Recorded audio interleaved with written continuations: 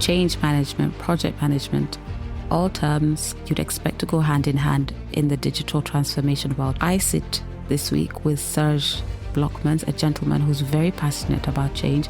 He introduced SAP, that's the Enterprise Resource Planning System, into Kenya many years ago, and we talk about the journey. We touch on upskilling, reskilling, cross-skilling. It's important. What AI transformation means for an organization. And one thing remains, people are still people. Join me, Stella Kishui, as we unpack this conversation. The year is 2001. Nairobi is experiencing somewhat of a transformation. And then a gentleman by the name of Serge lands in Nairobi. Walk us through your journey as being the gentleman who introduced SAP into East African market. Yeah? Yeah. Talk me through that journey. We're in 2026 now, but let's take it back. So SAP in those days had their headquarters for Africa and still have actually in Johannesburg. Okay. And they met me in Ivory Coast, where I was finishing the SAP implementation at the African Development Bank, which was a 3-year project. Okay. And then they asked me to come to Nairobi. Yeah. Because they wanted to open a regional office in East Africa, based in Kenya. Right. So we already had one client at the time, because actually SAP was introduced in the region by Kenya Power. Ooh. So I came in 2001 and You've never left. I never left. What was Nairobi like then? Was the term digital transformation around then? Is it a new age term, a new age tech term? That's a new age tech term. Yeah. In those days, we saw the advent of, or the arrival of ERP solutions in the region. Right. Clients were not looking for transformation. They were looking for controls, for governance. Yeah. Having a system that can give them more reliable information about how the business is doing. Okay. Both in private and in public sector. So it was more about, let's look like we know what we're doing, or we need to know what who was the user at the time? Was it the finance department or strategy, accountants? Why did they want to introduce ERP? Yeah, I think so. ERP in that sense was new. Okay. And yes, for a long time, ERP was equated to finance and administration. Yeah. Logistics, procurement. And then, so it's 2001, and then how long did you stay in Nairobi? How arduous was the setup? You've been offered this job. Yes, so we started operation. We started with 3-4 people. Yeah. Small office on Rafta Road in an apartment. Yeah. And the initial period I stayed was for 3 years. Okay. Because in 2004 I was asked by SAP to relocate to Johannesburg to look after their sub-Saharan services on the continent. Yeah. And then I returned in 2006. So the initial period was 3 years. Okay. During that time, we then had Kenya Pipeline and a few other organizations that were coming on board. Actually, the reason why SAP asked me to move to Johannesburg, that was my next question, take that new route, is that as an ERP vendor, selling software is one thing. Yes. You want the client to use it and to be successful with it and grow your market. Exactly. And the problem we had was lack of implementation partners. So somebody had to take responsibility, and SAP said, "Okay, let's take that responsibility of implementation." Of implementation. Okay. While building local capacity. So my role was to go look after the projects, do the quality assurance, and then guide and advise the local partners, which were all small, new. Yeah. And it was a very exciting time. But make sure that everything went as per the global rules, if you want. So 2006, you're back. Yes. At this point, have you seen any significant change in attitudes towards ERP or any major enterprise resource planning tool? Or is it still stagnant? At that time, we now already had, so that's a few years later, and customers were using the solution in deeper, not just in finance, but human resources, payroll, all these other functionality. So I have a theory.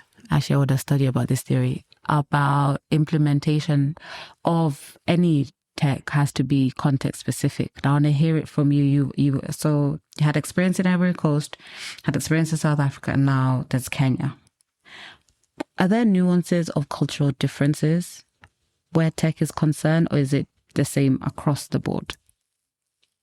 My experience, I saw, and I'll take the Ivory Coast program that we had with African Development Bank as an example. Yeah. Was very much to what we saw, what went right and what went wrong with projects here in Kenya. Yeah. Some of those issues are, if not all, related to people. It's a bit so. Yeah. It's never the tech. It's the people. The resistance. Yeah. Resistance to change. That remains the main challenge. Okay. Government culture and private sector culture. Yes. On the continent. Yeah. Different. Very different. Yeah. And that's also a global aspect. I don't think that's just in Africa. I mean, no, it's not. No. I have one private sector company where we did at that time. That was in 2012. We did the fastest ERP implementation ever in sub-Saharan Africa, which was 3 months for a full-fledged ERP. Can I name them? Yeah, you can name them. Wow, that's unheard of. A bit go. Okay. 3 months and a half from start to finish. How many modules? Everything, including plant maintenance. The only part that was not done was, at that time, which came later, was HR and payroll. Yeah, they came much later. Finance, plant maintenance. Projects, everything. In 3.5 months? 3.5 months. And how did they manage to do that? Because they had a leader who said, it had to be done. Oh, they had buy-in. Yeah, the leader who was very involved. Yeah. And said it has to be done and it's not going to be otherwise. And if you think it has to be different or you think you need extra budget, you come to my office. Is there such a thing as agile in ERP implementations? Can you go agile? Can you afford to go agile? You can. And at a later stage, that became the method. Okay. Yeah. So if you look at project methodologies currently, including SAP, Activate is an agile methodology. Oh. So we went from the older models to newer models. Yeah. Yes. Okay. So then you did a stint at Oracle. Yes. Right? After SAP. Later years, but yes, I did. Yeah. How was that? That was a very different organization. Yeah, because SAP and Oracle are very different. The mindset is different. When I first got my hands on Oracle EBS in 2017, tried SAP, I said, this is not for me. And then the ERP world was, now I'm here. Mm-hmm. And yeah. So, no, that's culture. Okay. So SAP was founded by German engineers. Yes. And even today, that is still very much the culture of the company. Yeah. Whereas Oracle was founded by a very successful businessman who knows how to sell stuff. So one of the eye openers for me, having come from an organization that only sells ERPs, is you come and find yourself. So I was asked, the position at Oracle I had was given help us position the SaaS, because that was already the advent of the SaaS. Okay. And I was fighting with, except for my team, we were fighting with everybody else. Why? Because you have the sales force there that is trying to sell the boxes. Oh. So they'll go and tell the client, never mind the applications guys, never mind SaaS. Yeah. Stay on the boxes, use whatever software you want. Mm-hmm. You can run on Oracle.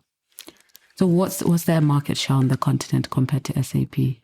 What I know, and that has not changed, is that between Oracle, which you find mainly living in Kenya, financial sector, and the telcos, SAP has very much stayed within parastatals energy. Yeah, the airport as well. Manufacturing, the airports and the transportation, they call it. Yes. Oh, yes. It was the transport industry. Yes.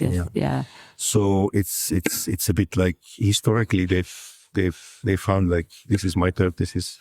Oh. Of course, you try to. For example, if you look at the success of Oracle on the continent, if Mrs.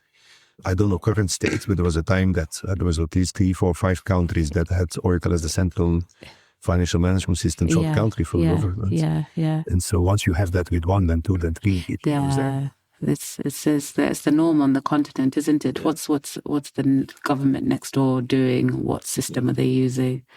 Okay. And now, I don't want to go too far. So there's your Oracle days, there's your SAP days, and now there's transformation. Yes, yeah. You're fully in transformation now, right? Correct. Yeah. And how has that been? That's the only way to to get it done, to deliver value. How has that been? As somebody who talks about implementation and execution and transformation, how has that been? Honestly, let's be honest. It's the toughest conversation. Yes. And transformation is not a given. No, it's not. You see, implementing an ERP in many projects, in most projects, it comes like the go live is the moment that we work towards. Exactly. And then it's like, now it's done. But it's never done, is it? Exactly. Yeah. And transformation, that is not transformation. No. Transformation is, are we doing different things? Now, maybe you can answer my, there's a question I've been asking since I've been in Kenya for a few years. It's rare for me to come across BAs, business analysts, and your BA in project world, not your BA in finance world, your requirements gathering professionals. Why is that? Because they are a critical part to a transformation journey. They are, but we've gone through a time where, and that's how the vendors position their products. Mm-hmm. They will actually come and tell you, you don't need to do too much of blueprinting. You don't need to. There was a time and that everybody was talking about best practices. Yeah. So we've built this thing. Yeah. So this is how an invoice process is done. Yeah. This is who approves it. This is, and so take that, and that's part of what you were saying, which is you haven't done the BA stuff. You've not looked at, is that the best way for us? Exactly. Or is there even another better way that is not supported by the ERP? Yeah. But best practice has been a fashionable word in the sales cycles for a long time. Yeah. Which is you just adopt what's there, and you convince the customer that by doing that you transform, because maybe in one process you had 15 decision points or approval points, and the software does it in 3 or 4. Yeah. And so that's like immediate return on investment, because you're now cutting out a few steps in that process. Yeah. But that's not transformation. No. It's still not transformation. No, it's not. What about the role of the PMO and the PM? How have you seen that transform? Has it transformed? Are we appreciative of it? Anybody who comes to me and says, you're a PM, how have you navigated? I haven't, I've changed. What are you seeing? I still see a lot of clients, even today, who don't think they need a PMO. Oh. Who leave it to the implementation partners, and when they come, they say, we will manage this thing. Mm-hmm.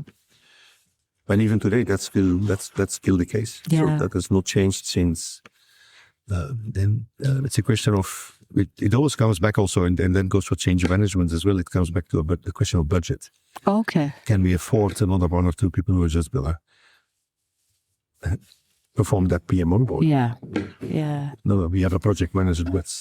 We're fine. PM equals PMO, which is. No, it's not. That is still the case in many scenarios. In Kenya alone, because the other countries is not the same. Is it an African thing, or what is it? I've seen it most of the times. Yeah. I've seen it most of the times. In larger organizations, then the budgets are also bigger. Mm-hmm. The PMO has found its, whether or not that is then what you would expect the PMO to do, or still a cluster of project management. Yeah. That's still something that one needs to look at. But I've seen a lot of ERP projects come and go live without the individuals. So we talk about people, right? Where does resistance surface most? Because people is broad, right? At every single stage of the process, from the moment you start a conversation about, we want to bring in this solution into this organization, or such a solution, all the way through the implementation, the go live, and whether it's been adopted. And why I'm saying that is that I've known situations where, when the topic came to the board, people were literally threatened. Now these are board members. These are board members. Right. Yeah. So I've had this is a long time ago, but I've had a situation where a budget director was threatened by gunpoint about we don't really need to do it this way, and definitely not that solution. What? Yes, yeah. So from that point, Yeah. and then of course there is the whole. How do we now procure? How do we choose the right solution? Yes. And, Yes. so even at that time, you'll find that if you have a committee that comes together and says, okay, let's do requirements gathering. Okay, let's do requirements gathering. So again, in an organization, you have people who have more power, more influence, less influence, less power. Yeah. And so what you end up buying is definitely tweaked. As per people's interests. As per people's interests. Yeah. Which means that you already have resistance there. Because then it's like, they bought a solution because it has a good HR, but I don't like the payroll. Oh dear. But they didn't listen to what I had to say. So you can imagine, as a super user, that person will become a problem with implementation. They will, yeah. So, but it's throughout the whole process. It's throughout the whole process. And what I'm seeing, even very recent experiences, processes that I'm following even from afar, it's still happening the same way because we remain human beings, right? So the tech has evolved. There's new modules. There's, like you said, there's an agile module for SAP, but the people are still the people. There's AI, but there's AI. People are still the people. And how do you then get out of that? I think in many organizations and companies, the ownership is where it starts. Okay. So ownership of the project? Yes. Okay. And am I accountable, or are you accountable for the outcome of this transformation? Yeah. So, and that's still something that we leave on the table most of the time. So are you like talking about like a strategic RACI or going beyond that? I'm talking about co-value creation. That conversation. Which is something that the ERP vendors don't like, implementation partners really don't like it. Yeah. But in the end, it's the client who ends up with the risk of not delivering what it's supposed to deliver and the losses that come with that. But so I think it's that co-value creation is still the conversation that doesn't happen. Vendors come with business cases that are, I call them IDC numbers. Which again, nobody's really, in the end, when you look at the paperwork and the signatures that have been put on the paperwork, nobody's really going to look at the end and say, we missed this target. Oh my word, this whole time I've been thinking transformation, we've done it, we've hit it, but... Make no mistake, there are several, I know of a lot of successful ERP implementations. Yeah, but in the end, did they all deliver on the promise that... Exactly. That is because they will all find us that 10 or 20 or 30% that was our turn, so that is the reality. That's what I was to ask. Do you have to define success? Is success from the lens of the vendor who managed to sell to this client? That's their success. Yeah. Or is success when the client is able to adopt and onboard their organization onto this new system or software, whatever it is, and is delivering value? Yeah. Now, it's that side that tends to fail, right? Yeah, that's where... When it goes wrong, that's when it goes wrong. Pointing fingers, or we hush, let's not. Let's just keep quiet. Let's wait till the next version. Oh dear. What's the critical difference? I know this, but to whoever's going to listen to this, what's the key difference between project management and change management? It sounds very simple, but we always get the two confused, don't we? It's a big gap. Yeah. And there were the times, let me just say, there was even a time that when you were talking to a project manager and you were talking about change management, they were actually thinking about the code. What? Okay. Change requests. The change funnel. The terminology was not well known. Yeah. But this between you see, the project manager is there to watch over milestones, risks and issues, and testing, dependencies and all that. Testing. Where a change manager only looks after, have we from the beginning taken the people along? Are they still with us? Yeah. Are they still with us? Where have they dropped off and why did they drop off? Who dropped off and why? Yeah. Because if you do change management, you will actually know from the beginning where the resistance is going to be. Yes. And throughout the whole process, so they need to go hand in hand from day one. Yeah. Change management in a lot of organizations is email from the CEO saying, "We are buying this expensive software." You need to implement it. And then go. In the old days, it was like, okay, Google ERP. I don't know how we did it when Google didn't exist yet, but what is ERP? Wow, okay. Yeah. I'm going to lose my job. Not with me. Not with me. Yeah. So the next training that happens, I'm not around. And that I've seen happen so many times and so many times and so many times. Oh dear. And that will never change. No, I don't like that. Okay. So then now we're living in the age of AI. Mm-hmm. Organizations are not transforming the way you and I know they ought to be transforming, or we think Then now there's a layer called AI that everybody wants to introduce. Again, what are your insights? I'll start with an anecdote. So a few years ago, everybody was talking, or a lot of people were talking about RPA, robotic process automation. Yeah.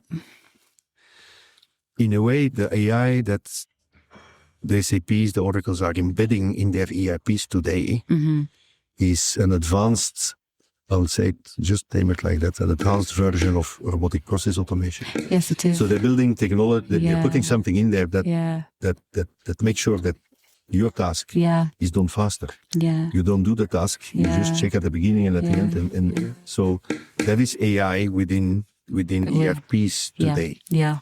Now, the one issue or challenge with that is that if it's a mess inside... If it's all outside, sorry? If you have a mess inside your system... Okay. Oh, if you have a mess inside the system. Then AI is just going to be quicker. With that mess, to deliver the mess. It's going to give you the analytics faster. Eh? But the ERP vendors are positioning AI as that efficiency. Mm-hmm. There are startups now, they're building native AI applications. Yes, there are, yes. The question remains, if you have a native AI, which is going to replace your ERP, you have an autonomous agent that's going to drive a process. Yeah. But in the end, you're still liable, responsible. You are, legally for that process. Yeah. So in how far those native AI solutions are really going to replace ERPs, I don't think so. And they shouldn't. I think the ERP core will remain as we used to call it in the old days is the same thing. We used to call it the one version of the truth. We will still need that. Maybe native AI workflows can work with that and it can be more cost efficient. Now, where the ERP vendors have to tread carefully is that if I tomorrow decide that I can deploy 15 agents and I can maybe do away with half of my workforce, procurement, finance department, where does that leave the vendor? Yeah, where does it leave the vendor? Is an AI agent, is that the seat that you have to pay for? So the whole commercial model will have to be thought through again. So you're going to get something like, okay, Mr. Client, so how do you think you're clever with your AI agents out there? But we're going to charge you for the ERP core. So that's what the vendors are doing now. That's where we're going. That's where we're going. And have you seen, is there a success story? Let me use terms we all like using in the industry. Do you have a success story you could share? Yeah. No. ERP, AI, no? No, I have not come across any yet. As in, no. How is the country faring on with its digital transformation agenda? I think we still have a long way to go. A long way to go. Why do we still have a long way? Please be as honest as possible. Why do we still have a long way to go? Why do you think we still have a long way to go? It's the human factor. It's human resistance. You know, we always, when we talk about Kenya, the second thing that comes is M-Pesa.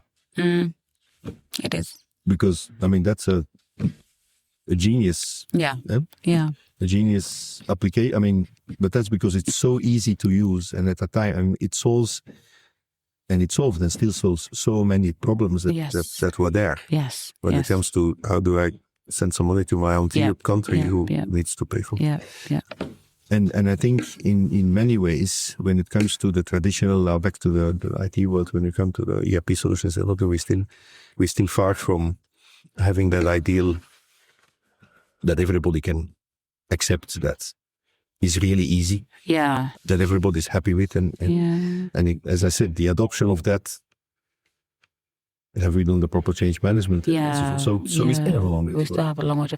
And is it, because it's an idea, not idea, it's in my readings, I'm tinkering with, would it be because that Oracle and SAP were not, let me not say not built for the African market, it's a solution that you're introducing into a very diverse market. So would it be easier if organizations use homegrown solutions that understand that specific market? It's a bit of a catch-22. There's pros and cons, but what are your thoughts? There are successful homegrown solutions. Yeah. Then again, there's the fact that a finance process remains a finance process. Regardless of where you are in the world. Goods are sold, them, I need to do this. So there are parts of such a solution that are not necessarily, where the requirements are not so necessarily so different between an African context or the European or an American context. As I mentioned before, the best practices approach and telling the client, I mean, if you do it this way, it's going to be this many times more efficient, and then so you get your returns faster. That's also a story that I've never really believed in. But so do we need to localize the implementation? Yes, to a large extent. Yeah, I'm thinking. So do organizations take time to go through those questions you're asking? Because if we're in the age of AI, you still need to ask those questions. Why do you need AI in your organization? Yeah. And if they're not doing that for AI, if they're not doing that for now, your solutions, be it ERP, whatever other solution, how are they going to do it for AI? Who needs to come around with a stick and tell them, can you think through this process? I think organizations have to be careful. Yeah. Because yes, we can easily repeat the same mistakes. Yeah. And if we don't think it's really true. Yeah. Which we're not. If we think it's a process that needs to be driven by the IT department. Yeah. And just wait for some outcome at the end of a go live, then we're still stuck in the same issues. Okay, let me not talk so much about AI then. Okay, fine. You're now writing comic scripts, right? Developing, what's the terminology? Writing them, developing them, creating them, scripts, making them, post on LinkedIn. Which you do. Where did the inspiration for them come from?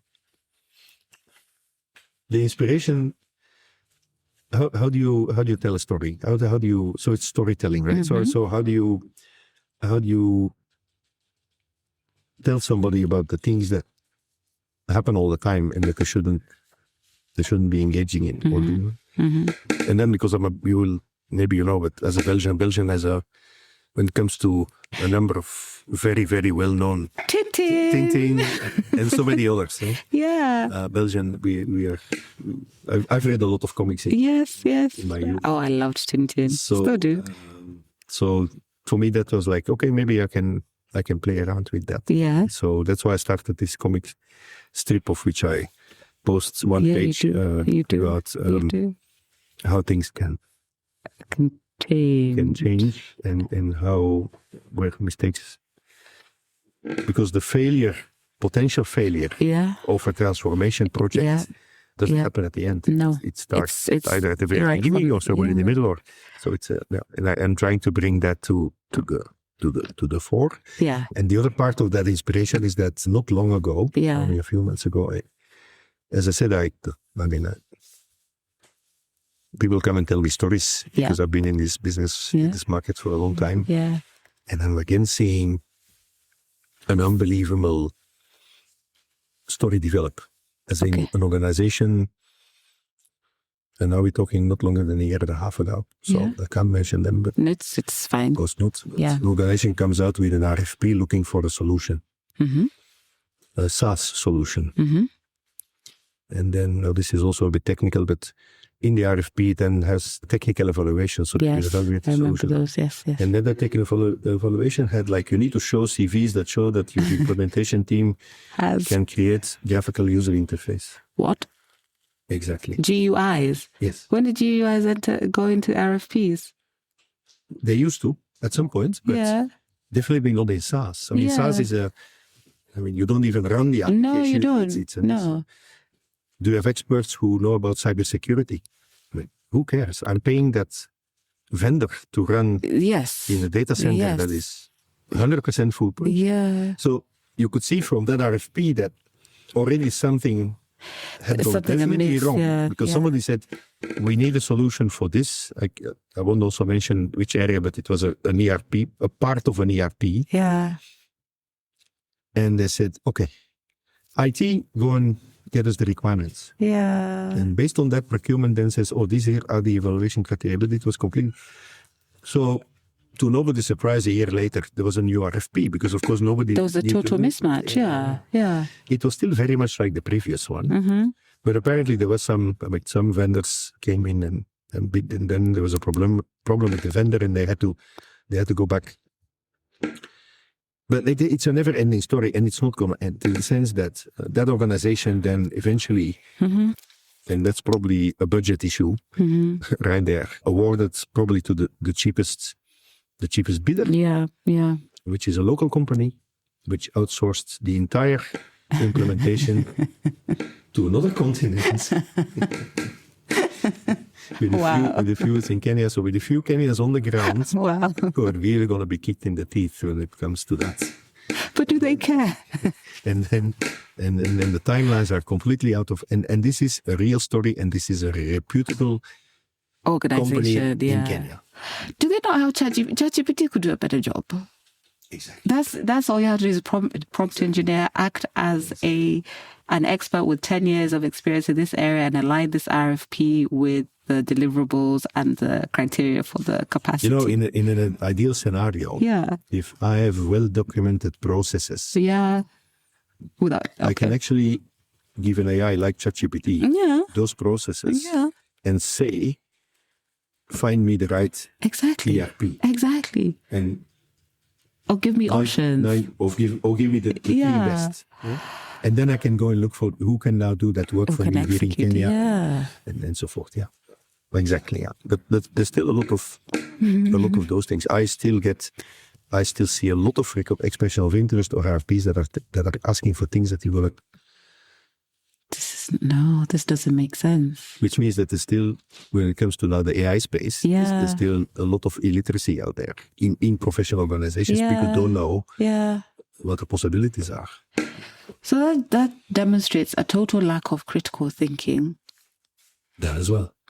And when you're not thinking critically about the applications, the ERPs, whatever you're investing on behalf of the organization, you're almost tempted to think, are you thinking for the organization? Or are you just thinking about your ego?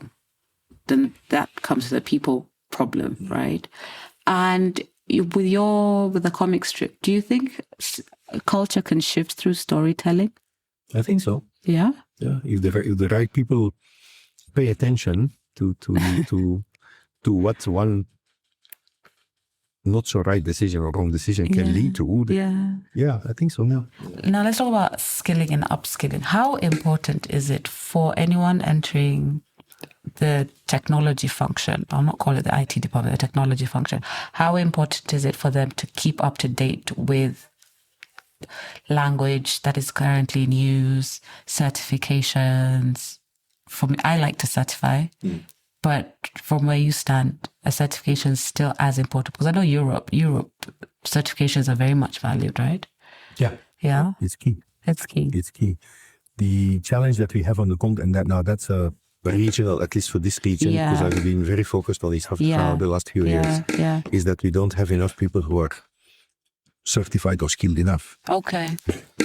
You see, for me as the client, I'm not necessarily interested in paying for your expensive certification because they're not for free. No, they're quite, Because the chances that you will get that certification and then you will leave my organization and go and work for it, very high. That remains there, but that's a very short-sighted view. Yes. But that is a reality. That is a reality. But certifications, upskilling, and I mean, I really feel for the young people who are starting their careers now because we're moving very fast. Yeah. And the AI landscape has not, I mean, it's still in motion, right? Yeah. We still don't know. So for the time being, if you ask me, I would tell you, okay, focus on those skills that are going to help you build agentic AI. Yeah. Because that's what a lot of customers are going to be doing for the next, what is it, 5 years, 10 years, or 2 years? The ex-CEO of Google couldn't stop talking about building agentic AI and build a company around agentic AI. Okay. But we also don't know how long that's going to be. Because the next thing is, native AI is maybe around the corner. Yeah. And then agentic AI has lost it. So it's like a cycle. Yeah, but it remains very important. Yeah. It's important. Now, what about those who don't want to get into AI? Or should they be? There is a cohort of individuals who are not interested in AI, whom will not be interested in AI. Is there still a place for them? Like in the ERP world, there's still a place for them, right? Your solutions architect, your sales. The core ERP will... That's never dying out. That's not dying out. Okay. At least not until we get crystal balls that come. But so that's not dying out. So yes, there are still, I would say, skills closer to the core ERP. Yeah.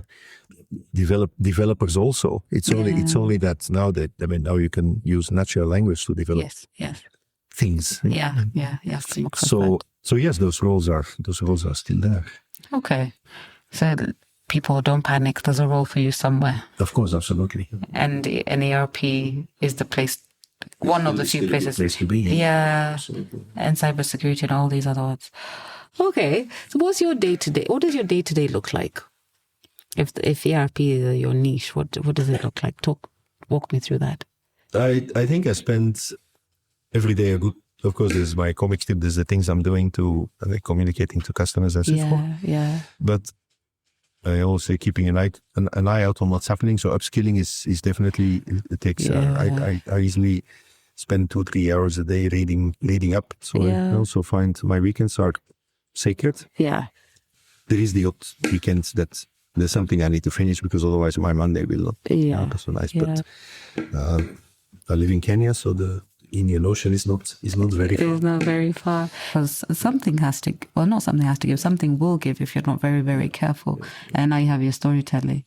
Does it? The storytelling, the comic. A few years back, I was a mentor and a partner for the ICT PDTP program in Kenya. Okay. Presidential Digital Transformation. Okay.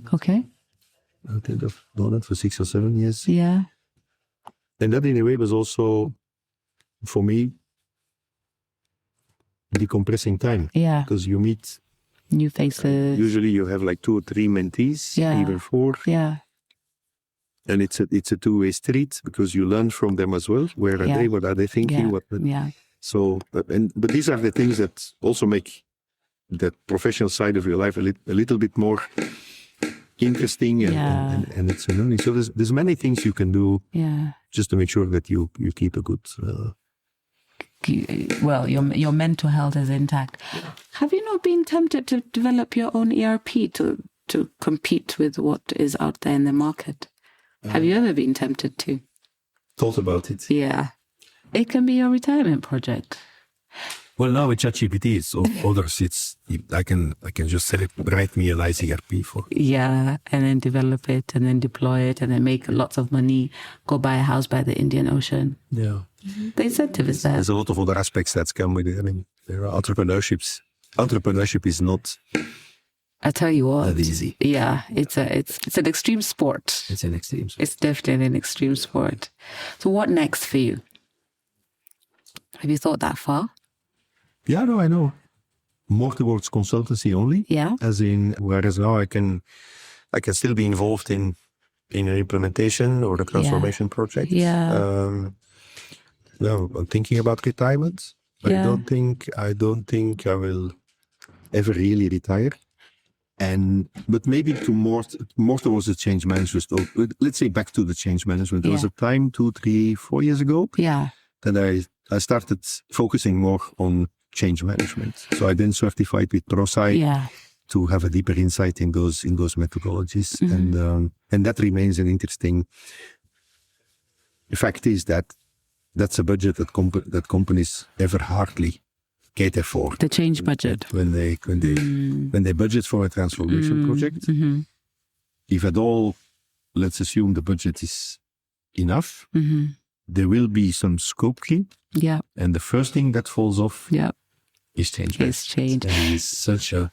It's so critical. It's so critical. It's what underpins change. I find that change will dictate how well you deliver on whatever you're delivering on. But then it goes back to culture and the issue of culture. Yeah. It's like, why do you need to change? Why do you need a process, a methodology? Why do you so need one of my next projects that I'm thinking about is again in the comic strip mode. Yeah. But geared around change management. Now, change management methodology and then how it should be done, according to, also based on my experience. So as we wrap up, what's the one thing you'd like all CIOs, CTOs, anyone who's in a C and dealing with technology, what do they need to have at the back of their heads, the back of their minds? I actually have two. Okay, so two. The one is don't write the change management budget off. It's very important. It's actually as important as the money you're going to spend with the consultants who are going to configure your system. Yeah. And secondly is on the AI side. Yeah. Be careful. Okay. Don't throw everything out there too fast. Yeah. Because in the end, your organization, yourself, you're still liable for that. The best way to explain this is that even today, if you ask ChatGPT or another AI, like you show a picture of a mushroom and you ask, and there was a cartoon like that with the red mushroom with the white spots, the dangerous ones. Can I eat that? Yeah. The AI would come back and says, you can eat that. You shouldn't. He'll die. You should have asked, can I eat it? And opinion. So be very careful. Be very careful. Be very careful. Okay, you've heard it right here, listeners. Your change budget is very important, extremely important. And whilst I talk about AI all the time, on this other side, you must be careful. There you have it, folks. Thanks so much, Serge, for joining us and walking the country through the change journey. I don't think your work is just done yet at all. Thank you. All right, thank you.